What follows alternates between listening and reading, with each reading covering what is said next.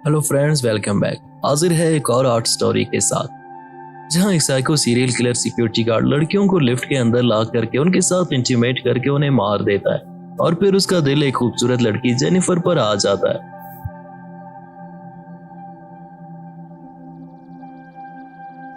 Movie के शुरू में एक खूबसूरत लड़की जेनिफर अपने ऑफिस में रात काफी देर तक काम करती है। जेनिफर को वैलेंटाइन डे पर अपने मंगेतर से मिलने न्यूयॉर्क जाना होता है, जिसके लिए वो पहले ही फ्लाइट पे सीट रिजर्व करवा चुकी होती है और वो जाने से पहले अपने मंगेतर को एक ईमेल लिखती है। इसके बाद वो अपना लैपटॉप समेटती और कुछ कैंडीज उठाते हुए बाहर निकल पड़ती है। इसी दौरान एक लड़का भी अपने ऑफिस से निकलते हुए जाने लगता है।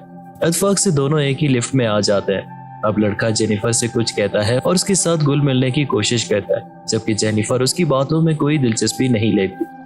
लड़का जेनिफर को लिफ्ट की खूबसूरती दिखाते हुए जब उसकी दीवार को छूने लगता है तो अचानक से लिफ्ट रुक जाती है। लड़का लिफ्ट के तमाम बटन दबाता है ताकि लिफ्ट दोबारा से चल सके, लेकिन लिफ्ट नहीं चलती। दोनों कैमरे के सामने मदद के लिए हाथ लहराते हैं, पर उन्हें वहां कोई नहीं देखता। अंडरग्राउंड में होने की वजह से उनके मोबाइल्स में सिग्नल्स भी नहीं होते। जेनिफर घड़ी देखते हुए सोचने लगती है कि उसकी फ्लाइट मिस हो चुकी है और कुछ देर बाद जेनिफर जोर जोर से लिफ्ट के दरवाजे पर दस्तक देती है, मगर वहां कोई मौजूद नहीं होता। जेनिफर लड़के के कांधों पर चढ़ते हुए छत की सीलिंग चेक करती है, शायद वहां से बाहर निकलने का उसे कोई रास्ता मिल जाए, पर वो मायूस होकर बैठ जाती है। अब दोनों देखते हैं कि 1 घंटा गुजर चुका है और जेनिफर की फ्लाइट भी मिस हो चुकी है, तो मजबूरन दोनों हाथ मिलाते हैं, अपना तारुफ कराते हुए एक दूसरे से बातें करने लगते हैं। जब तक कि कोई मदद न मिल जाए, लड़का जेनिफर को पानी की बोतल पेश करता है और मजाक करते हुए कहता है कि तुम चाहो तो शराब की बोतल भी ले सकते हो। लड़का शराब की बोतल खोलने वाली चाबी दिखाता है। जेनिफर उसकी बातों पर हंसती है और पानी का बोतल लेकर पीने लगती है और भूख मिटाने के लिए जेनिफर पर्स से कुछ कैंडीज निकालती है और उस लड़के से शेयर करती है। अब 4 घंटे गुजर जाते और इतना वक्त गुजरने के बाद जेनिफर को अब पेशाब का ख्याल आता है, जिसकी वजह से वो काफी तकलीफ में होती है। और वो लड़का जेनिफर को मशवरा देता है कि तुम कोने में पेशाब कर लो, मैं अपनी आंखें बंद करके मुंह एक तरफ कर लेता हूँ। लड़का कानों पर हाथ रखकर जोर जोर से गाना गाते हुए जेनिफर को मुकम्मल प्राइवेसी देता है, जबकि जेनिफर पुरसुकून होकर पेशाब कर लेती है। बाद में दोनों अपनी जिंदगी में गुजरे हुए सीक्रेट लम्हात शेयर करते हैं, जहाँ लड़का कहता है कि मैं अपने जॉब के बारे में बहुत जुनूनी था, मगर मुझे कभी भी कहीं पे जॉब नहीं मिली। जेनिफर कहती है कि मैं न्यूयॉर्क में किसी को प्रपोज करना चाहती थी, मगर ये नहीं जानती थी कि वो मुझे लाइक करता है या नहीं। तभी वो लड़का बोलता है कि अब शराब पीने का वक्त आ चुका, लिहाजा बोतल खोलकर शराब पीते हैं। अब दोनों नशे में एक दूसरे के काफी क्लोज होते हैं और एक ड्राइंग गेम खेलते हैं, जिसमें वो दोनों एक दूसरे की तस्वीरें बनाने लग जाते हैं। और जब वो तस्वीर बना चुके तो वो एक दूसरे के साथ शेयर करते हैं, जहाँ लड़की ने एक अजीब सी तस्वीर बनाई होती है, जबकि उस लड़के ने संजीदगी से जेनिफर की एक खूबसूरत स्केच बनाया होता है।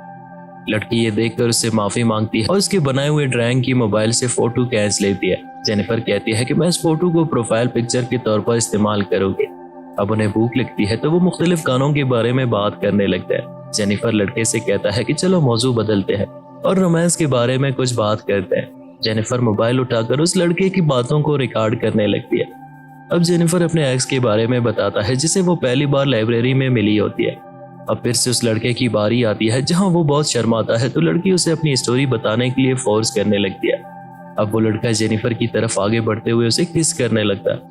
दोनों नशे की वजह से वही लिफ्ट में इंटीमेट कर जाते हैं। अब लड़का जेनिफर से अपने जज्बात का इजहार करता है तो जेनिफर खड़ी हो जाती है और अपनी शर्ट पहनते हुए कहती है कि मैं ऑलरेडी अपने एक्स से मोहब्बत करती हूँ और यहाँ जो भी कुछ हुआ ये वक्ती तौर पर था, जिसमें कोई भी इमोशंस नहीं थे। लड़का जेनिफर को एतमाद में लेते हुए कहता है कि तुम्हारा एक्स बॉयफ्रेंड तुम्हारे लायक नहीं। ये सुनते ही जेनिफर को गुस्सा आने लगता है। जेनिफर कहती है कि मैं अब भी अपने एक्स से मोहब्बत करती हूँ और हम जब भी इस लिफ्ट से बाहर निकले तो हमारे रास्ते अलग होंगे। अब लड़का जेनिफर को अपनी हकीकत बताते हुए कहता है कि मैंने जो भी तुमसे बोला सब झूठ था। लड़का अपने मोबाइल में जेनिफर की फोटोज दिखाते हुए कहता है कि मैं हर दिन हर वक्त तुम्हें याद करता रहता हूँ। बात आगे बढ़ाते हुए कहता है कि मैं असल में इस बिल्डिंग का सिक्योरिटी गार्ड, लोग अक्सर सिक्योरिटी गार्ड्स को याद नहीं करते। लड़का अपनी जेब से एक चाबी निकालते हुए कहता है कि मैं चाहूं तो इसी वक्त इस लिफ्ट को खोल सकता हूं। उसी दौरान लड़का चाबी लिफ्ट में लगा देता है। ये देखकर जेनिफर को बहुत गुस्सा आने लगता है। जेनिफर चिल्लाने लगती है कि मैं तुम्हें पुलिस के हवाले कर दूंगी और वहां से निकलने लगती है तो लड़का फौरन उसे पकड़ लेता है और उन दोनों की लड़ाई की वजह से लिफ्ट में लगी चाबी टूट जाती है। लड़ाई के बीच जेनिफर एक चीज लड़के के सर पर मार देती है, जिससे वो लड़का नीचे गिर जाता है। जेनिफर ये देखकर घबरा जाती है कि शायद वो लड़का मर चुका है और उसे देखने उसके करीब जाती है तो वो लड़का उसे बालों से पकड़कर फर्श पर दे मारता है। जेनिफर जब होश में आती है तो देखती है कि लड़का पहले ही होश में आ चुका है। जेनिफर उससे पूछती है कि तुमने ऐसा क्यों किया।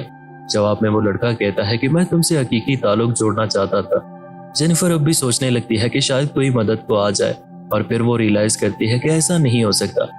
और फिर वो उस लड़के से पूछने लगती है कि तुम आखिर चाहते क्या हो। जवाब में लड़का कहता है कि मैं तुम्हें कत्ल करके खुद को पुलिस के हवाले करना चाहता हूँ। और फिर एक गिफ्ट उठाकर उसे देखने लगता है जिसमें एक टी शर्ट, सिगार और कुछ और चीजें होती है। लड़का वो शर्ट पहनकर सिगार चलाता है और जेनिफर के शोल्डर पर हाथ रखकर उसे हैप्पी वैलेंटाइन कहता है। और कुछ ही देर में वो जेनिफर से माफी मांगता है और उससे पूछता है कि क्या हम आपस में सुलह कर सकते हैं। और फिर वो एक थर्मोस से लिफ्ट की दीवार पर बने शीशे पर जोर से मारता है जिससे वो शीशा टूट जाता है। और फिर वो थर्मोस की मदद से छत की सीलिंग खोल देता है। जेनिफर लड़के के पास खड़ी होती है। लड़का जेनिफर से कहता है कि बाहर निकलने में मेरी मदद करो, मैं प्रॉमिस करता हूँ कि मैं वापस आकर तुम्हें भी निकालूंगा। जेनिफर उसे समझाने लगती है कि मैं यहाँ से आसानी से निकल सकती है, और उस लड़के को शक होता है कि जेनिफर पुलिस को बुलाकर उसे अरेस्ट करवाएगी।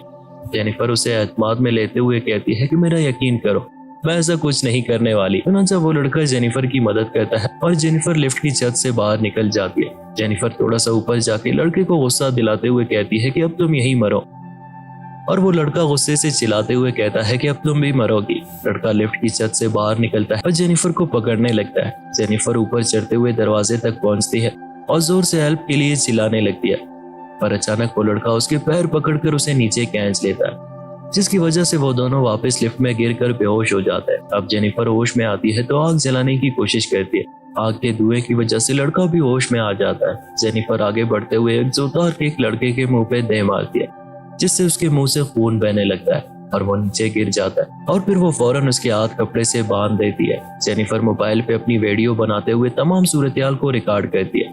इसके बाद लड़के की वीडियो बनाने लगती है।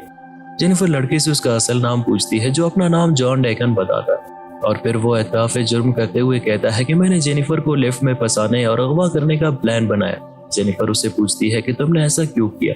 जवाब में वो कहता है कि मैं तुम्हारे साथ डेट पे जाना चाहता था, पर मैं अगर तुमसे पूछता तो शायद तुम मेरे साथ कभी नहीं आती। और फिर जॉन अपनी माजी याद करते हुए एक लड़की की पुरस्कार मौत के बारे में बताने लगता है, और मजीद कहते हुए कहता है कि अपनी रिसोर्सेज की वजह से वो सिर्फ 6 महीने में जेल से छूट जाता है, और फिर बाहर आकर वो सिक्योरिटी गार्ड की जॉब हासिल कर लेता है। जेनिफर लड़के से पूछती है कि तुमने मुझे ही क्यों चुना। जवाब में जॉन कहता है कि तुम मेरी निगाहों में बहुत अहमियत रखती हो। अब दिखाया जाता है कि दूसरा सिक्योरिटी गार्ड एडी अपनी गर्लफ्रेंड के साथ बिल्डिंग में पहुंच जाता है। एडी को जब जॉन नजर नहीं आता तो वो जल्दी से सिक्योरिटी रूम चला जाता है, जहां वो जेनिफर और जॉन को एक लिफ्ट में फंसे हुए देख लेता है। एडी उनसे माइक के थ्रू बात करता है और जेनिफर एडी से मदद मांगती है। थोड़ी ही देर में एडी लिफ्ट के दरवाजे तक पहुंच जाता है। एडी एक लोहे की राड की मदद से लिफ्ट के दरवाजे को थोड़ा सा खोलने में कामयाब हो जाता है। जेनिफर बाहर निकलने के लिए ऊपर चढ़ती है, लेकिन एडी उसे रुकने को कहता है ताकि वो दरवाजा पूरी तरह खोल सके। तभी जॉन पीछे से आकर जेनिफर को नीचे गिराकर बेहोश कर देता है। अब एडी लिफ्ट की चाबी अंदर फेंक देता है ताकि वो दोनों बआसानी बाहर निकल सके, मगर जॉन कहता है कि ये चाबी उस पर काम नहीं कर रही।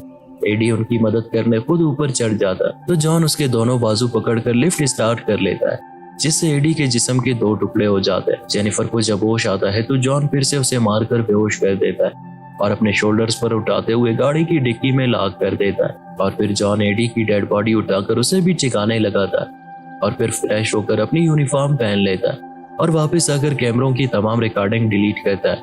उसी दौरान एडी की गर्लफ्रेंड जाग जाती है। जब वो वहां से जाने लगती है तो जॉन दौड़ते हुए उसे धक्का देता है और वो लिफ्ट में बुलंदी से गिरकर मर जाती है।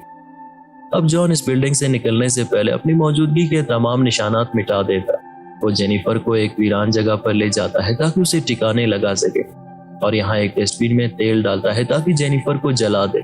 अब जॉन जेनिफर के पास आता है, लेकिन यहाँ जेनिफर बेहोश होने का नाटक कर रही होती है। जॉन जेनिफर से कहता है कि मैं अभी तुमसे मोहब्बत करता हूँ, लेकिन तुम्हें मारना मेरी मजबूरी है। जब जॉन डस्टबिन के पास जाता है तो जेनिफर पीछे से उसके सर पर कोई चीज मारती है और गाड़ी स्टार्ट करके जाने लगती है, और एक बार फिर जेनिफर गाड़ी रिवर्स करते हुए जॉन को गाड़ी से टक्कर मारती है, जिसकी वजह से जॉन उस डस्टबिन में जा गिरता है। अब वो जलता हुआ सिगार उस डस्टबिन में फेंक कर जॉन को जिंदा जला देती है।